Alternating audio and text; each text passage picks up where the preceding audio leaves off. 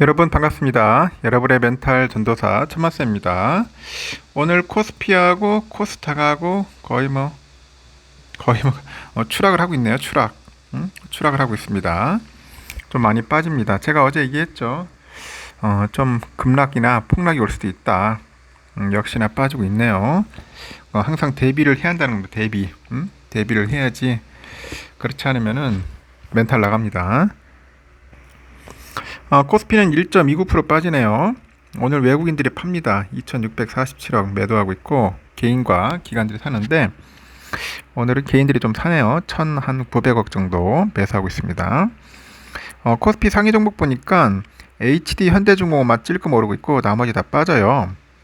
삼성도 1.96% 빠지고 하이닉스 3%, LG엔솔 2.4%, 삼바가 0.58%, 우선주 1%, 하나에로스페이스 0.79, 현대차 0.4, 두산에너빌리티 0.46, KB금융 5% 빠집니다. 기아 1%, 셀트리온 1.49. 오늘 금융주들이 좀 많이 빠지는 것 같은데 대체적으로 많이 빠지네요. 하나금융도 4.5% 빠지고 하여튼 오늘 별로 좋진 않네요. 그리고 코스닥은 800.47, 1.81% 빠지고 있습니다. 800선이 좀 까딱까딱하네요. 그동안 열심히 올라갔는데 다시 고스란히 내뱉고 있어요. 외국인 기관 팔고 개인들이 1290억 매수하는데요. 알테오진만 좀 오르고 있네요. ABR 바이오하고 에코프로비엠 많이 빠지네. 4.18, 에코프로 3.58, 펩트론 7.3, 파마리서치 1%, 리가캠 3.07, HLB 3.2, 레인보우 2.39, 삼천당제약 1.8, 휴젤이 2.2 이렇게 빠집니다. 많이 빠지네요. 생각외로. 하여튼 쭉쭉 빠지고 있습니다. 별로 좋지 않네요. 하여튼 그런 부분들도 잘 참고를 하셔야 할 것 같습니다. 그리고 다양한 소식들이 있는데 한번 볼까요? 어떤 소식들이 있는지 한번 또 살펴보겠습니다. 요즘 그 한국 증시가 박스권에 들다 보니까 인버스 ETF에 또 개미들이 좀 몰리고 있는 것 같습니다. 한국 증시가 이번 달 들어서 이 성장세가 좀 꺾이고 숨고르기 국면에 들어서다 보니 국내 개미들 사이에서는 인버스 ETF를 매수하는 추세가 두드러지더라. 이 인버스 ETF는 시장의 등락을 거꾸로 추정하는 상품인데 증시 지수가 떨어지면은 그 하락폭에 한 1에서 한 2배씩 뛰는 구조를 갖고 있어요. 통상 개미들이 이를 산다는 것은 미래 주가 하락에 배팅한다는 거죠.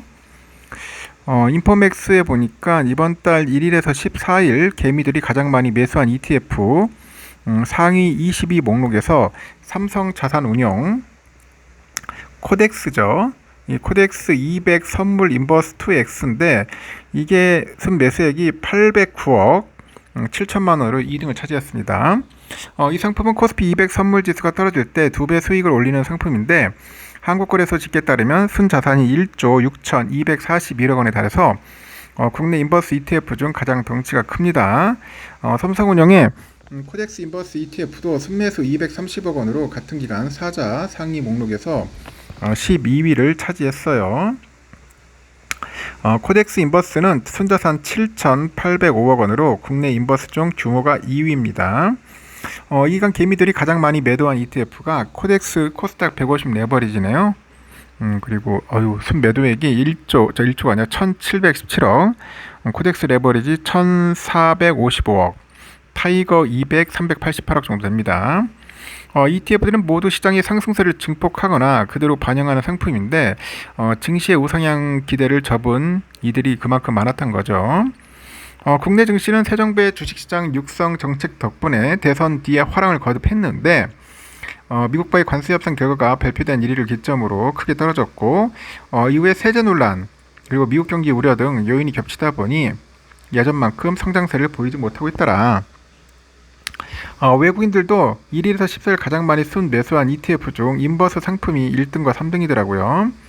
코덱스 200 선물 인버스가 381억 5천만 원, 코덱스 인버스가 197억 4천만 원 순매수를 기록했습니다. 금융투자업계는 다만 외국인 투자자들은 해치 차원에서 인버스 ETF를 사고 파는 경우가 매우 많다고 합니다. 그래서 단순히 그 인버스 순매수가 많다고 국내 증시 하락에 그 베팅했다고는 해석할 수는 없다. 기관 투자자를 대상으로 집계한 상위 순매수 ETF 중에서 같은 기간 증시 인버스 상품은 없었네요. 원유 선물을 대상으로 한 인버스 ETF 한 종만이 순매수 한 102억 정도 되는 것 같습니다. ETF 관련된 이야기들이, ETF 인버스 관련된 이야기들이 있어서 한번 잠시 여러분들에게 해줬고요. 그리고 미국 금리 인하 기대에 중소형주가 수혜를 받는다, 그런 이야기가 있네요. 미국 금리 인하 기대감이 커지다 보니 미국 장단기 금리차가 고공행진하는데, 이에 따라서 미국과 한국 증시에서 중소형주 랠리가 본격화될지 관심이 쏠리고 있더라. 미국 재무부에 따르니까 지난 15일 미국 국채 10년물, 2년물 금리차인 장단기 금리차가 0.58%네요. 지난 4월을 제외하고 3년 6개월 만에 가장 높은 수준입니다. 지난 4월은 트럼프 미국 대통령의 관세 부과와 파월 연준 의장 흔들기로 미국의 10년물 장기채 금리가 이제 폭등했던 시기죠. 이번에 장단기 금리차 확대는 연방준비제도의 조기 완화 기대가 강하게 반영된 결과로 풀이되는데, 시장은 오는 9월 미국 기준금리 인하에 대한 기대를 걸고 있고, 이 쇼크 수준의 7월 고용지표랑 예상치에 부합하는 CPI 발표가 금리 인하에 대한 기대감을 좀 키웠습니다.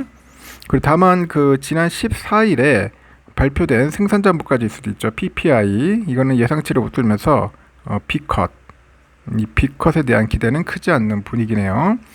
연준의 금리 인하 가능성이 커지면서 단기물 국채 금리는 빠르게 하락하는 반면에 장기물 금리는 상대적으로 완만한 하락세를 보입니다. 이에 따라서 장단기 금리차가 확대되는 이 스티프닝 현상이 나타나는데, 이 같은 금리 환경은 중소형주에 특히 우호적이죠. 금리가 내려가면 기업들의 자금 조달 비용이 줄어드는데, 성장성이 큰 기업일수록 밸류에이션이 빠르게 개선되기 때문이다. 실제로 미국 중소형주 지수인 러셀 2000은 지난 일주일 사이에 3.1% 올라가지고 대형주 대비 두드러진 강세를 나타냈고, CPI 발표로 금리 인하 기대감이 커졌던 지난 12일 하루 러셀 2000이 2.99% 급등을 했죠. 같은 날 S&P 500하고 나스닥은 1.13%, 1.39% 상승하는 데 그쳤습니다. 이런 이야기가 있었다는 거 있고 참고하시고요. 하여튼 지금 삼성전자는 조금 빠집니다. 여러분 좀 빠지니까 좀 이해해 주셔야 할 것 같네요. 제가 어제 빠진다 했는데 1,400원 빠지고 있네요. 거의 폭락 수준이지 이 정도면은. 외인들이 176만 주 매도 들어오고 있습니다. 기간 좀 매도하고 있고, 개미들이 오늘은 좀 살 거예요. 7만까지 빠지던데, 하여튼 많이 빠지고, 우선주도 57,600원, 한 1% 정도 빠집니다. 그리고 외국인들이 좀 사고 있다는 거 참고하시면 되겠습니다. 여기까지 할게요. 점심 맛있게 드십시오.